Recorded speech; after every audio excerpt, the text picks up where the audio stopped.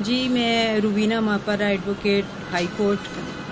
اور فوجداری پریکٹس بھی کر رہی ہوں، سول پریکٹس بھی کر رہی ہوں، اور اس کے علاوہ یہ ہے کہ کوشش کرتی ہوں جس قسم کے بھی کیسز ہیں انہیں میں اپنے سینئرز کی مدد سے پوچھ کے اس طرح سے جیسے بھی ہو سکتا ہے میں ہینڈل کرنے کی کوشش کرتی ہوں۔ اور ابھی تو یہ سمجھ لیں کہ اپنے آپ کو طفل مکتب ہی سمجھتی ہوں، دو کہ بہت سے لوگ مجھے سینئر کہتے ہیں اور کہنا بھی انہیں چاہیے، لیکن میں یہ سمجھتی ہوں کہ انسان میں جو سیکھنے کا مادہ ہے وہ بچپن سے لے کے آخر عمر تک جو ہے وہ جانا چاہیے۔ میں نے لا جو ہے وہ 90 میں نے سر کیا تھا، اور پنجاب یونیورسٹی لا کالج سے میں نے کی ہے جی۔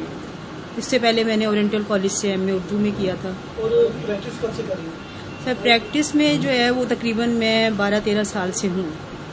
اور اب میں سپریم کورٹ کی وکیل جو ہے وہ ہونے والی ہوں آپ کی دعاؤں سے۔ ہاں، ان کے لیے پیغام میرا یہ ہے کہ وہ بڑے شوق سے اس فیلڈ میں آئیں۔ ان کے لیے یہ جو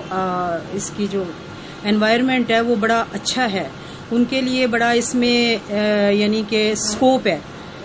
کیونکہ ایڈوکیسی جو ہے وہ میں سمجھتی ہوں، میں سنتی تھی کہ یہ دنیا کا نمبر 1 پیشہ ہے، لیکن مجھے یہ پتہ نہیں تھا ہاؤ،